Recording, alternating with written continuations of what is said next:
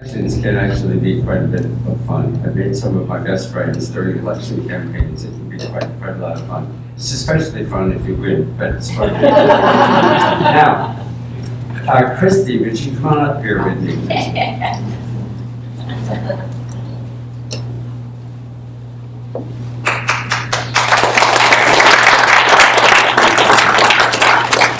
I am very excited. Elizabeth's very excited. We're all very excited that I have good news and get good news. The good news is that Christy Radbourne has agreed to try to be the candidate. We haven't had the nomination meeting yet. That's coming, by the way, on December 13th at 1 o'clock, a joint nomination meeting. And we're both throwing our hat in the ring again. And I may be the candidate, you never know, democracy. And Christy may be the candidate. So that's one piece of great news. Christy is a principal, a school principal here in town. Like Elizabeth and me, she's an American by chance and a Canadian by choice. I've given up my Yankee accent, and she hasn't given up her Southern accent quite yet. But Christy is terrific. The further good news is that she wants to run in Thunder Bay South and not Thunder Bay North. Say hi to these folks, and a lot of them are probably going to hard work and have fun for you, not for me. I seriously doubt that.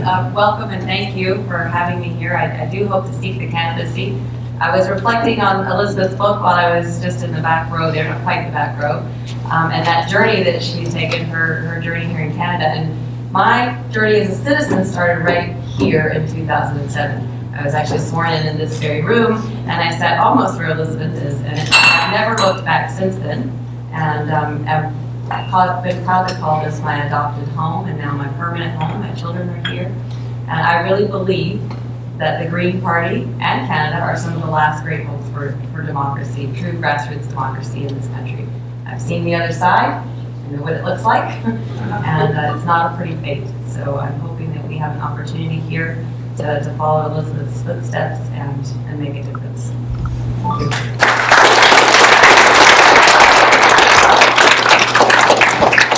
Thank you. Following in Elizabeth's footsteps is not easy. I would call it more of a slipstream.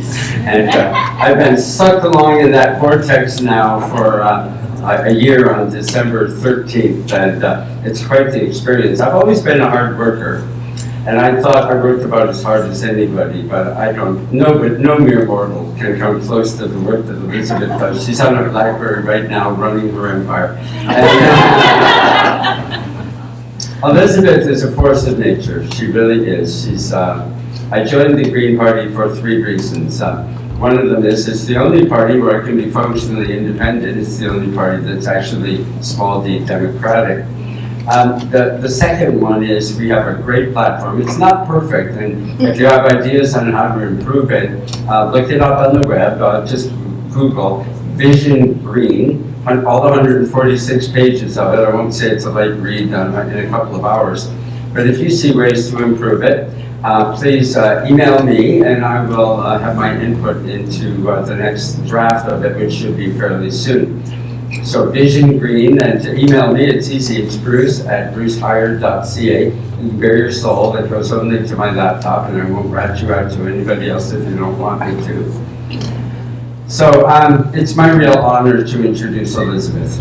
Elizabeth and I were both born at Hartford Hospital, not the same year, as I'm sure you can tell, and quite about a decade difference between us. And we grew up about 5 miles apart, yes, in the US. It was called miles, not kilometers. And we moved to Canada about the same time. Which year, Elizabeth? For me, 73. She came first, and I came here in 76. And she went to Nova Scotia and battled budworm spraying and chemical spraying for budworms. And I came to Thunder Bay and battled budworm spraying. And we both won, and so there is no chemical spraying for budworms or any aerial spraying with chemical insecticides in either Nova Scotia or Ontario. It's kind of spooky, these parallels. I even half kiddingly say I think we were brother and sister in a former life. But anyway, I'm not going to go on at great length. I think most of you know that Elizabeth is the, I didn't give you my third reason. Well, the Green Party is the best leader, far and away. Smartest, hardest working,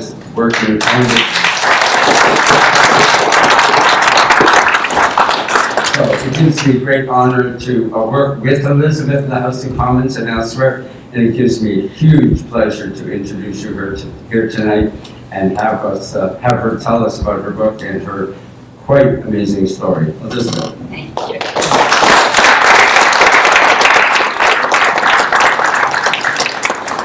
Thanks, Bruce. And I think the only reason that Farley said I was the one little flickering candle was that it was before December 13th, 2013, when Bruce Hyer doubled our caucus, increasing our wattage, and creating the first, not since, as you know, the Progressive Conservatives of 1993, not since then has there been a caucus with perfect gender parity. Remember Josh Ray and Elsie Wayne? And that was when the Progressive Conservatives were reduced after Brian Mulroney's majority. They were reduced to just 2, whereas for me, going to 2 was and we're going to go way beyond that. But tonight is primarily about, and I try not to be very partisan. I really have a harder time being partisan than trying not to be. When Bruce stood here and said he was with what the party's name was, I sometimes think we are the anti-party party, and I talk about that in this book.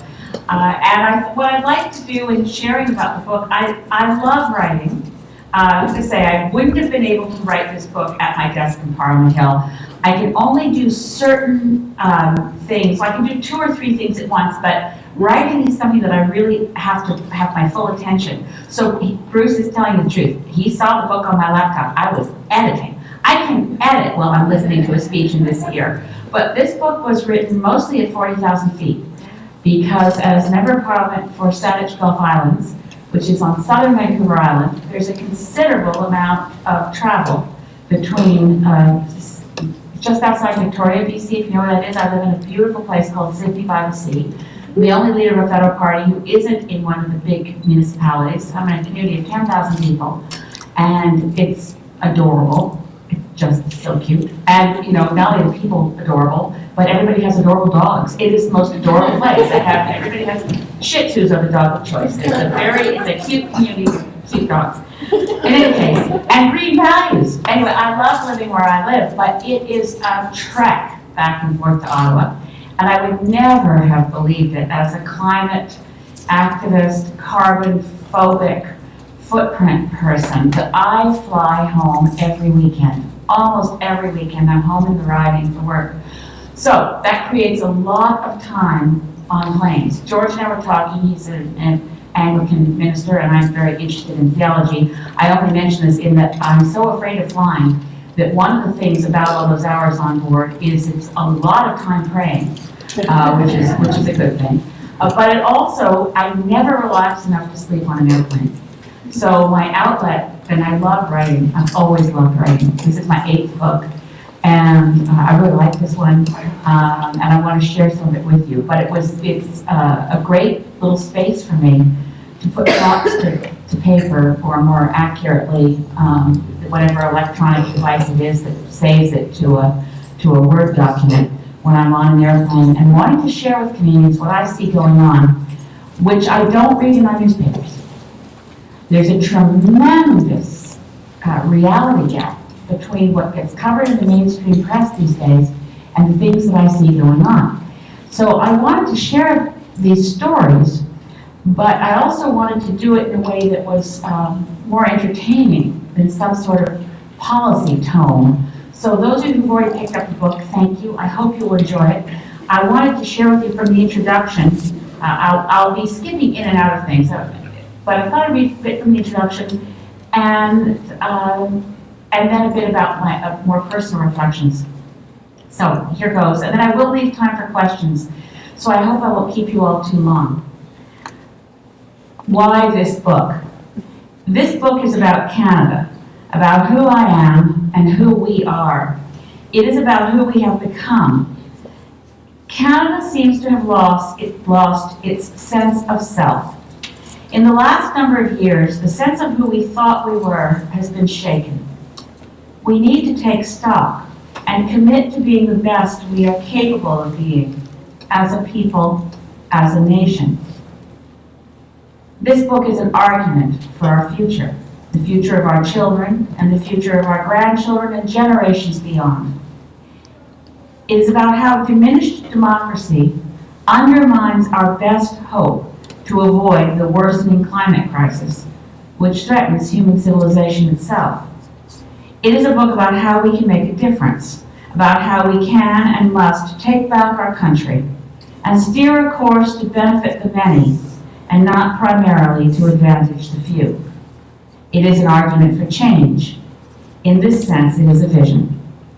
My vision is not drawn from any tract or ideology, but comes from paying attention throughout 6 decades of living.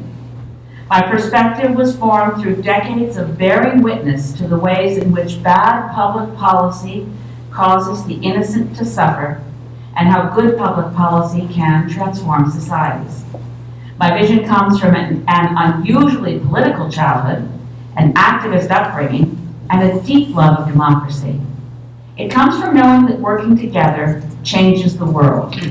It comes from a single mom's sense for problem solving.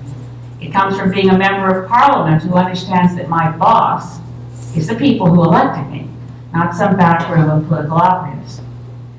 Over my lifetime, I have witnessed the rise of corporate power and the shrinking of the public sphere, the commodification of everything and the dumbing down of society, the degradation of every ounce of sacred creation right down to our genetic material into feedstock for the corporatist enterprise. As economist David Korten once put it, this is no longer a clash between isms, capitalism, socialism, communism. It is the choice between life and money. When the rapacious behavior of transnationals is supported or ignored by government, we are in danger. When the positive and transformational power of corporate leadership is harnessed for the public good, we can be inspired. My view of our role in the world is influenced by both my early years in the United States and my adult life in Canada, where I came to know and love my country with the intensity often found in new Canadians. Perhaps Marshall McLuhan was right in observing that, quote, Canada is the only country in the world that knows how to live without an identity. For many Canadians, who we are is defined by who we aren't. We are not our closest neighbor. Nevertheless, a unique Canadian identity shines through our ambiguities. The more Canadian I felt, the more I knew I was changing how I defined myself in more profound ways than slipping on a new set of clothes. In 2003, when Bono said, "The world needs more Canada," it sounded right. We were the country other countries wanted to be. We thought we had earned our good reputation for leadership, for caring stewardship of a huge chunk of planet Earth's forests and water, for compassionate policies at home and abroad, for being a bridge between North and South, a peacemaker and peacekeeper, a good neighbor. We loved that story about how U.S. kids stitched Canadian flags to their backpacks to get a warmer welcome as they hitchhiked the globe. We even loved the Canadian capacity for self-deprecating humor when the winning entry in a New Republic most boring headline contest was Worthwhile Canadian Initiative. It has become a habit to think we deserved our own good press. Nearer the truth, perhaps, is that it was always in some ways undeserved. U.S. environmental law has actually always been stronger than ours. Our international development assistance has always lagged behind that of our European partners. When looking at the military-industrial complex and foreign wars based on misguided policy and false flag events, comparisons with the United States will always put us in a favorable light. We largely missed how many other countries around the world outperformed us in poverty alleviation, social justice, environmental protection, and the green tech revolution. Whether we were riding on our own natural good natures, and welcoming culture, or on the promotional efforts of our diplomats, we still managed to maintain our good reputation. Until now. We have withdrawn from international treaties and institutions that address some of the world's most critical issues. We are no longer leading. We are not even following. We have quit cold. I'm skipping ahead. Glad you're all sitting down because this part's the shocker. In some ways, Stephen Harper may have done us a favor.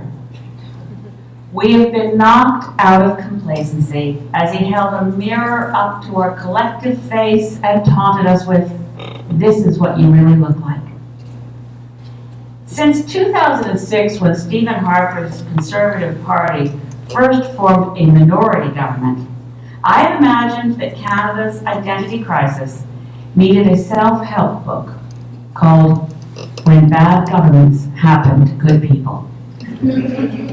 This is not that book, but this is a book about how I got to be where I am today. A Canadian leader of a federal political party who believes democracy would be improved if we had never invented political parties. A civil libertarian who knows that if you are looking for justice, the legal system rarely delivers. Sorry for the law students in the room. A lawyer in recovery, aspiring theologian, feminist, vegetarian, writer, cook, sister, daughter, single mother, grandmother, campaigner, activist, citizen. This is a book about how we got where we are today.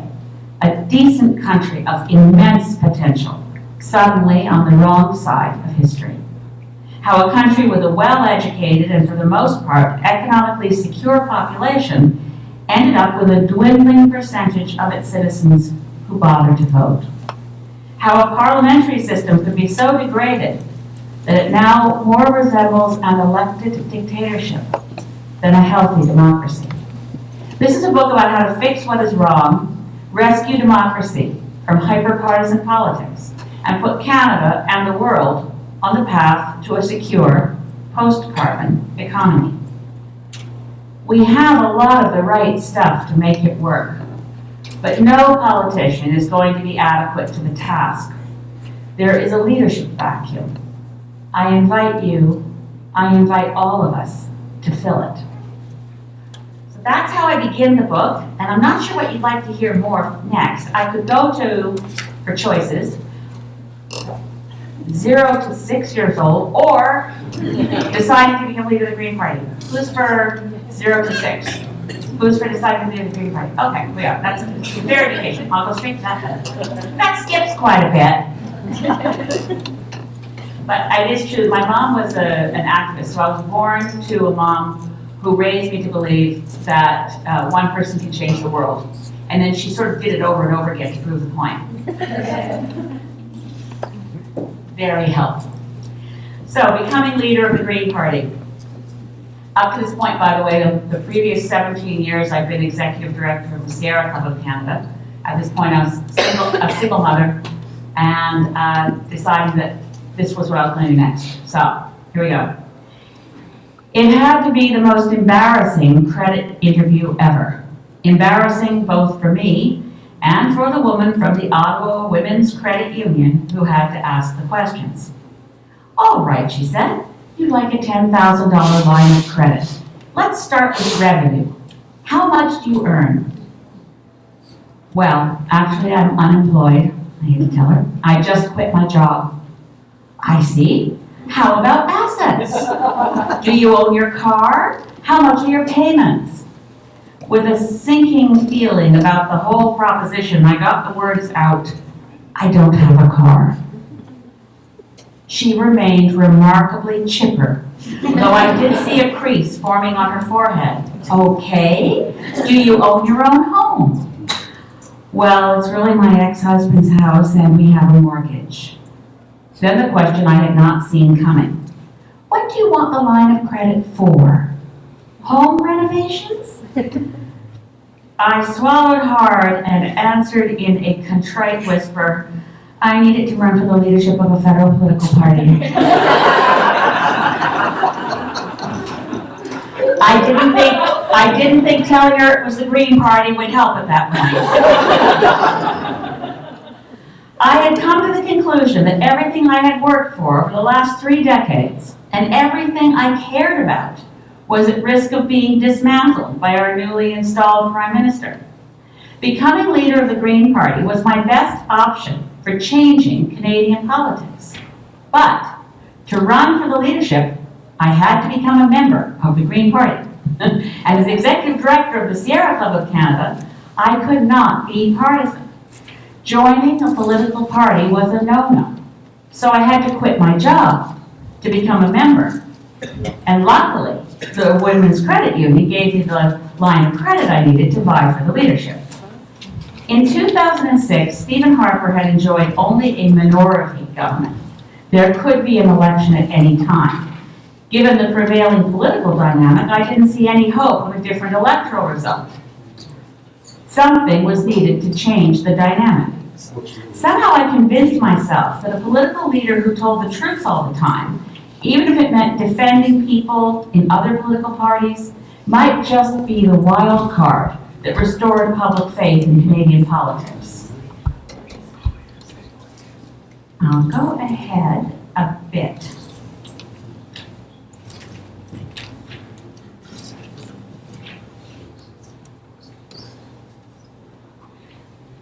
Now, why did I think we needed to change the dynamic? Here we go. And I guess it was in the excerpt that Bruce read from Michael Harris's book that Farley Mowat said that Canadian democracy was at this point. Did he say fictional? Fragile. Fragile? Fictional? Well, at this point, this is how I describe it. As in the Monty Python sketch, Canadian democracy was nailed to its little perch in hopes the public would not notice the resemblance to a dead parrot. I can tell from a lot, there's some of you who are familiar with the dead parrot sketch. For the rest of you, go home, YouTube, Monty Python dead parrot sketch. Something drastic was required to revive it. The first step was surely to point out what democracy, specifically a Westminster parliamentary democracy, looks like.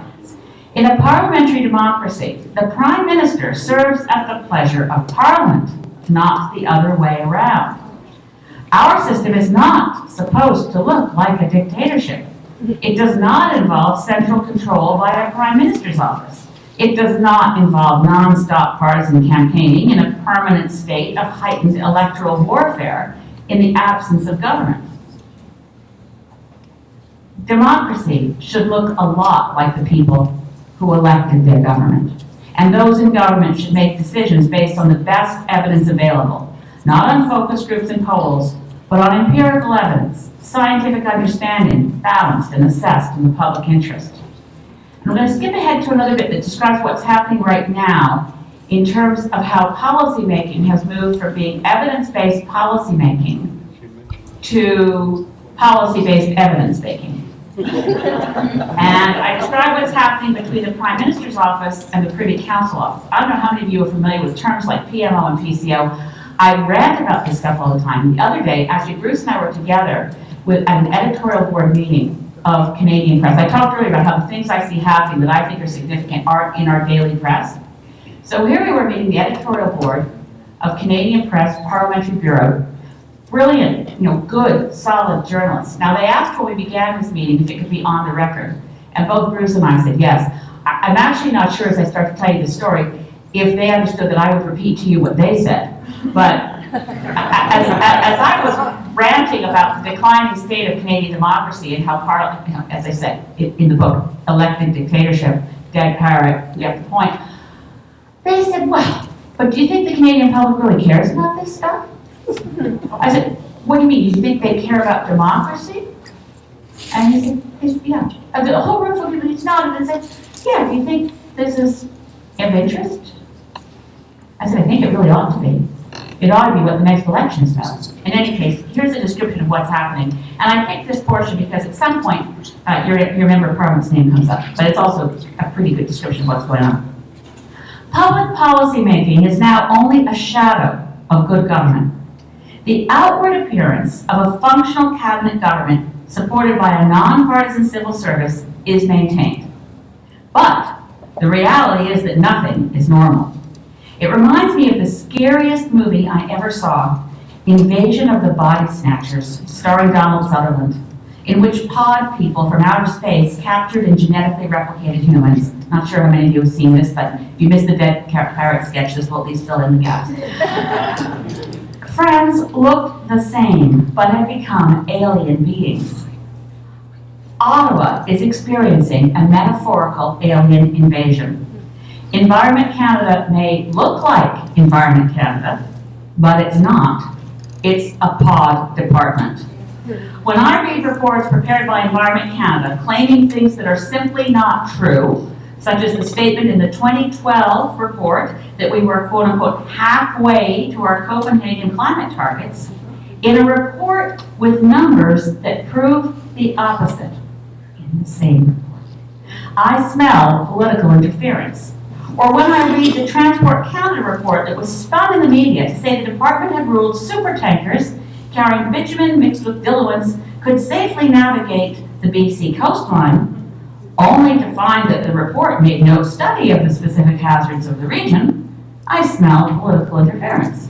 And when Kevin Page, our first parliamentary budget officer, could not get information about departmental spending from deputy ministers, the level of political interference reeks to high heaven.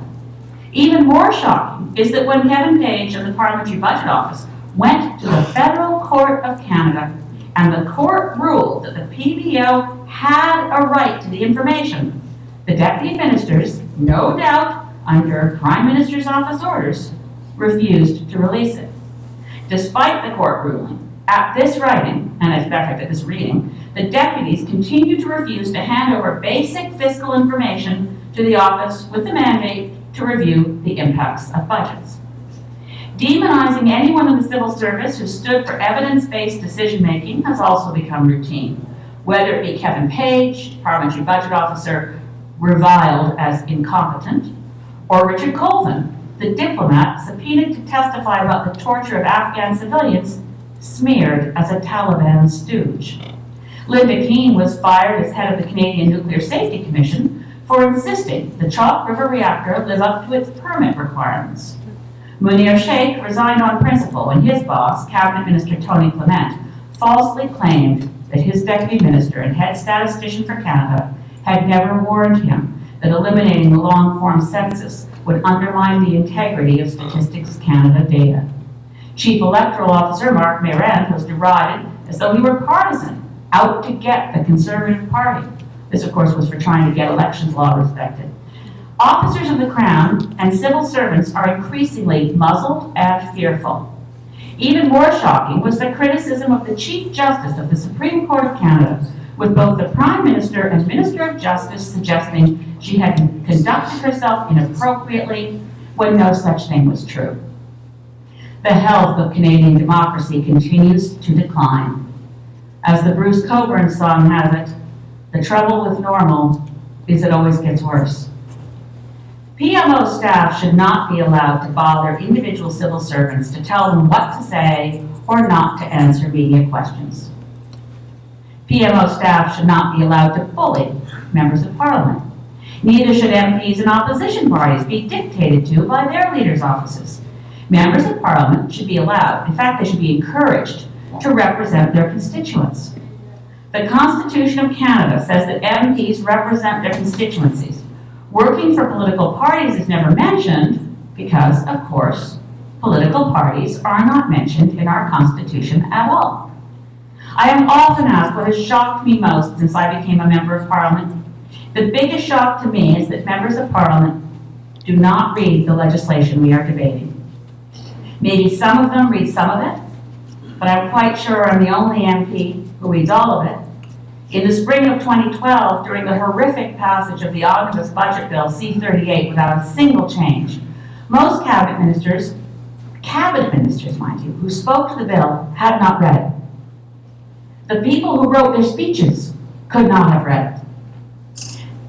That is how Ministers Kent and Oliver, as well as parliamentary secretaries, were able to keep referring to things in the bill that were not there. When I would go to any ministers privately to ask them to show me where the steps they claimed were in the bill and where they could be found, they would at first attempt a bluff. Oh, well, Elizabeth, it's a very big bill. And then I would say, I know, I have read it. But I cannot find any reference to, at this point you can fill in the blanks, improved tanker safety, pipeline inspections, whatever. Then I would watch their faces fall, and then they would recover with a game, well, it must be something coming in subsequent regulations. I decided to have some sport with this reality to make a point. I offered a prize to any member of Parliament who could complete a simple, multiple-choice quiz on the bill. And the quiz would be open book. The whole text would be available for reference. Not a single Conservative MP accepted the challenge. The only MP who did was independent Bruce Hyer, Thunder Bay Superior North, formerly an NDP MP. He passed with flying colors. Matter of fact, you got bonus points, didn't you, Bruce? You got 120. 120, and he now sits as a Green MP. Yay! Since I was making an issue of the fact that no one seemed to have read the bill, during debate, one backbench Conservative MP boasted that he had read the whole thing. But he blew his credibility when he added, what can I say? I like numbers. Because it was called the Omnibus Budget Bill, he must have thought it was 400 plus pages of numbers. If he had even flipped through the pages, he would have seen nothing but text. The only numbers were the section and subsection headings. I have come to understand why MPs in all parties don't read the bills. Why bother if you are going to be instructed how to vote and punished if you do not follow your instructions? I have always known there were such things as whipped votes. I even knew that occasionally prime ministers would use a whip to force votes a certain way in parliamentary committees. What I had not understood until I was elected was that every vote is now a whipped vote. The pages, those bright young university students in their black tailored parliamentary uniforms, a look made famous by Brigitte Dupap holding up her Stop Harper sign during the throne speech. Well, if you can picture the black uniform, move quietly through the chamber while the bells sound to signify a coming vote. For most votes, there are 30-minute bells. While the bells ring, the House is not in session. Most MPs are not at their seats, and the pages peer carefully at the names on the side of the desk. To avoid error, it would be a large-scale error to hand the voting instructions for one party to MPs in another party. Every day, on every vote, the instruction sheets from Conservative, NDP, Liberal, and Bloc Québécois whips are placed on the desks of their respective MPs. One day, as a Liberal colleague was reviewing his instructions, he looked up at me and joked, "Gee, Elizabeth, how do you know how to vote?" Anyway, I think I'll skip ahead a bit more. I'll just read the very, very end because it's warm in here and I want to open up for questions. Would a bit more be okay? Yes. Okay, because this is, I'm going to the end, but I swear it won't spoil the plot. Joseph's going to continue to laugh. Okay, our single biggest hurdle, because I'm describing how we're going to get out of the mess we're in. Our single biggest hurdle may be believing that we can make government useful again. To solve the democracy crisis and the climate crisis, the public sphere must be resurrected as a legitimate space to get things done. As Naomi Klein has observed, quote, "The reason that climate action is such a threat to neoliberalism is that we need to reinvest in the commons immediately and on a huge scale. We will need to act deliberately and purposefully as citizens. As empowered citizens, we must reclaim our ability to limit market fundamentalism in the interest of survival while creating ideal conditions for healthy economic prosperity." One of my most loved friends, Farley Mowat, thought humanity was beyond redemption. He tried to persuade me that the planet will be better off without us. This is an argument he and I had fairly frequently. It was generally a draw. I couldn't convince him. He couldn't convince me. So he tried to persuade me the planet will be better off without us. But I don't believe that. For one thing, by the time our species makes the planet uninhabitable for us, we will have condemned millions of other species to extinction. Sure, bacteria and roaches and microorganisms that can exist in geothermal vents on the ocean floor should be fine, but the diverse, complex ecosystems that have evolved over the last several million years will likely be toast. And even if by some fluke, humanity could be snuffed while leaving flamingos, tortoises, and dolphins behind, I would mourn our loss.